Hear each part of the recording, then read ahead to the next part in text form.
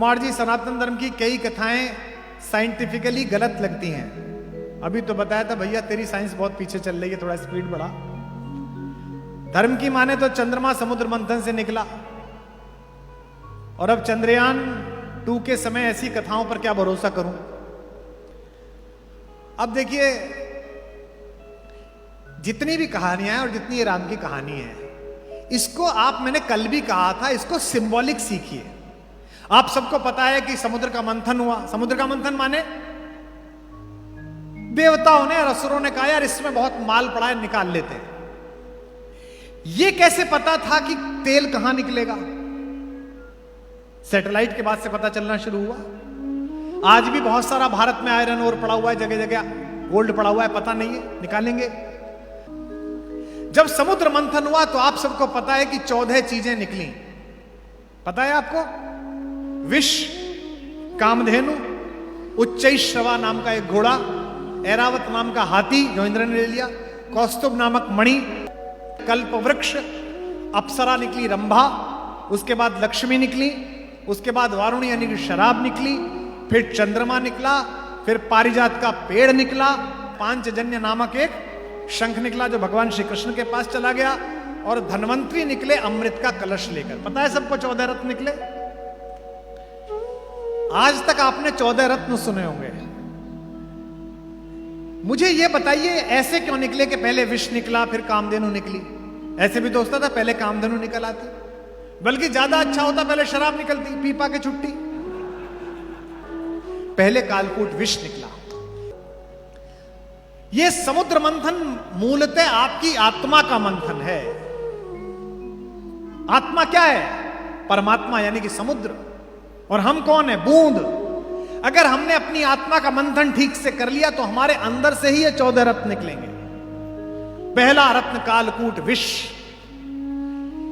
यानी कि अगर आपने अपनी यात्रा के पथ में दुनिया का उपहास, दुनिया की निंदाएं, इसका विष पी लिया और आगे चले तो यात्रा प्रारंभ हो गई। पहला रत्न आपका।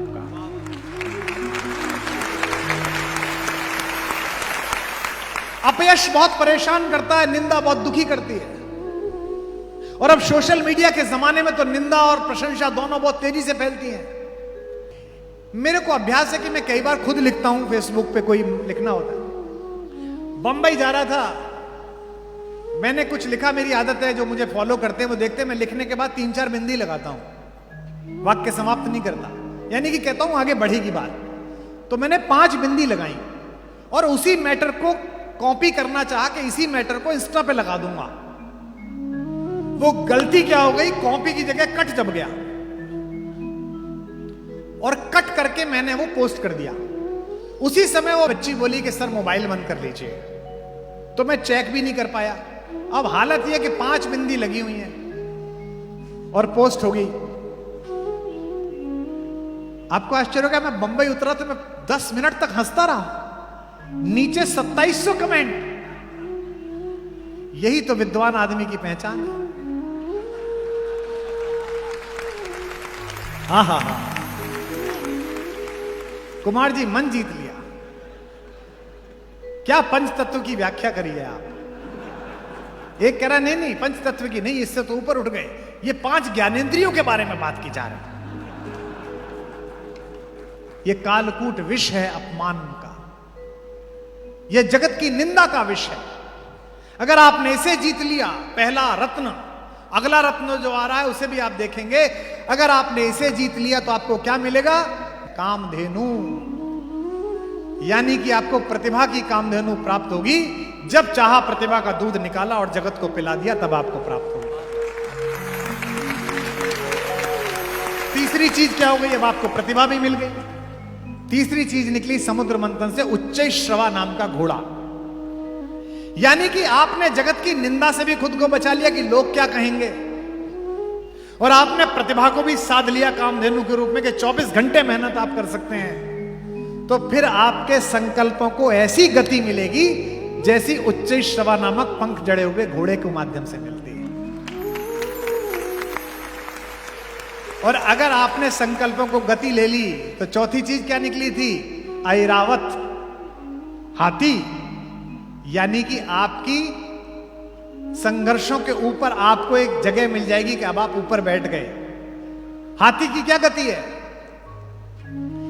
हाथी गांव में आता है, आपने एक बात देखी होगी, हमारे गांव में आता था, आप पता नहीं गांवों से कितने लोग यहां हैं।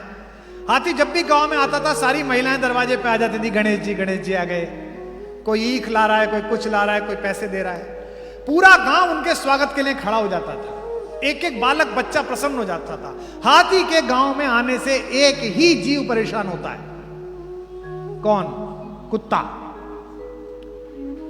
पूरे गांव के कुत्ते उसके पीछे पीछे भौंकते निकलते हैं। जब भी प्रतिभा का हाथी किसी गांव से निकलता है, उसके आकार से टक्कर न ले पाने वाले कुंठित कुत्ते भौंकते हैं।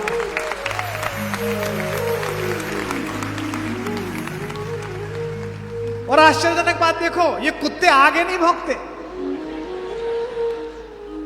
ये पीछे भौंकते हैं। इन्हें पता है कि आगे अगर आ गए तो यहीं से उस लोक जाओगे जहां की कामना है। ये कुत्तों का स्वभाव है कि प्रतिभा का हाथी जब भी जगत की वीथियों से निकलता है तो पूरे गांव के रास्ते भौंकते हुए जा। वो इस बात से नाराज नहीं है कि हाथी क्यों आया, वो इस बात से नाराज है कि इसको इतना सम्मान क्यों मिल रहा है।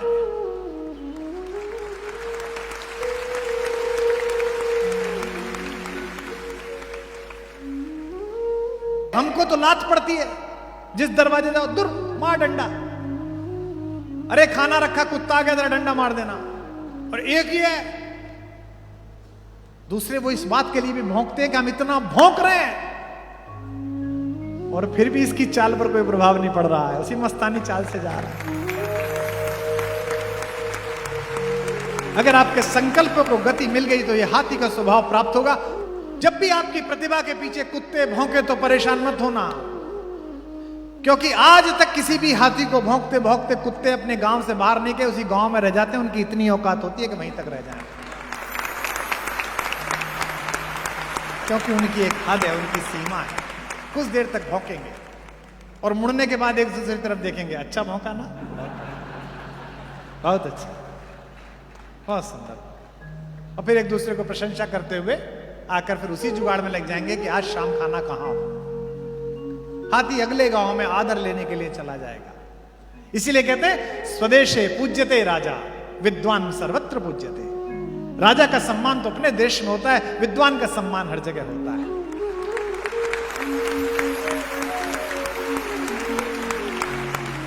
अगर आपने संकल्पों को गति ली तो ऐरावत हाथी की भांति आपकी यात्रा शुरू हो जाएगी। और कौस्तुभ मणि पांचवी चीज है जो श्रीहरि विष्णु के माथे पर लगती है। अगर आपने लोगों की जन आकांक्षाओं को ऊपर खड़े होकर देखना शुरू कर दिया और कुत्तों के भौंकने से बेखबर रहे, तो एक ना एक दिन आपके सिर पर मुकुट रखा जाएगा, कौस्तुभ मणि रखी जाएगी। एक के बाद एक क्यों निकल रही है, आगे पीछे क्यों नहीं? इसलिए निकल रहे क्योंकि इसका प्रतीक शास्त्र है। और अगर आपको कौस्तुभ मणि मिल गई, अगर आपने जनता की इच्छाओं को स्वीकार कर लिया, जनता ने आपको सम्मान स्नेह देना शुरू कर दिया, तो फिर आपका जीवन क्या निकला इसके बाद? छठे नंबर पर कल्प वृक्ष। आपका जीवन कल्प वृक्ष जैसा हो जाएगा। आपको कुछ मांगना सोचना नहीं पड़ेगा, आप अच्छा संकल्प सोचोगे और सारे साधन सामने उपस्थित हो जाएंगे, काम अपने आप होता चलेगा। जिन लोगों को भी मेरे प्रति शंका ये रहती है कि कैसे बनेगा भारत कुलम, मैं कहता हूं यात्रा चल रही है, अपने आप बनेगा। मुझे नहीं पता कहां से बनेगा, बन जाएगा। लेकिन जब ये सब हो जाता है तो इसके बाद फिर परीक्षा प्रारंभ होती है। सातवीं चीज निकलती है, अप्सरा, रंभा। रंभा कौन है? रंभा वासना है। अब आपको वासना खींचना प्रारंभ करेगी। वासना यानी कि जितना मुझे चाहिए उससे ज्यादा, यानी कि सबका मेरे पास हो। रावण तत्व, सबका मैं खींच लूं, सब चीज मेरे पास हो। और अगर आप इससे बाहर निकल आए तो फिर आपको देवी लक्ष्मी अर्थात धन और सामर्थ्य की उपलब्धि होगी।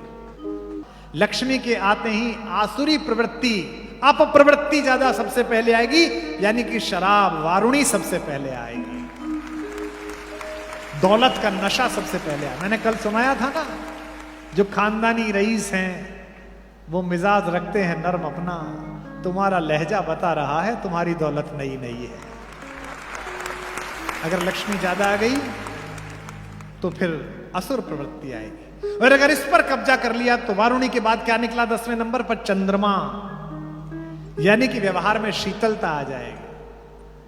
मैंने ऐसे बहुत लोगों को देखा है जिनके पास अपरिमित धन है, अपरिमित धन, हिसाब नहीं है, लेकिन ऐसी बालकों जैसी शीतलता है उनके अंदर। और अगर शीतलता आ गई तो इसके बाद क्या निकलेगा? प्राजक्ता, पारिजात। यानी कि आपके कर्मों की खुशबू सब तरफ फैलनी शुरू हो जाएगी।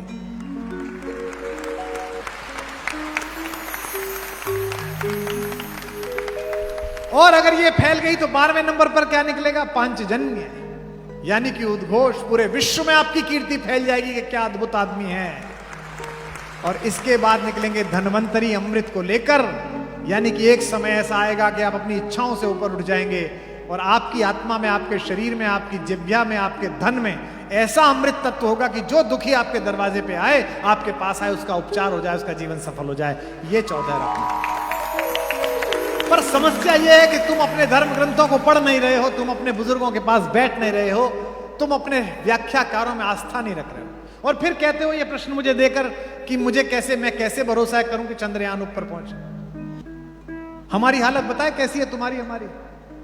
मुझे बहुत लोग मिलते, कुमार जी हमारे घर में बड़ा धर्म का सब कुछ है जी। अच्छा जी, अच्छा, बहुत अच्छा मंदिर हमारे यहाँ बना हुआ है, रोज पूजा होती है जी, पंडित जी आते हैं रोज।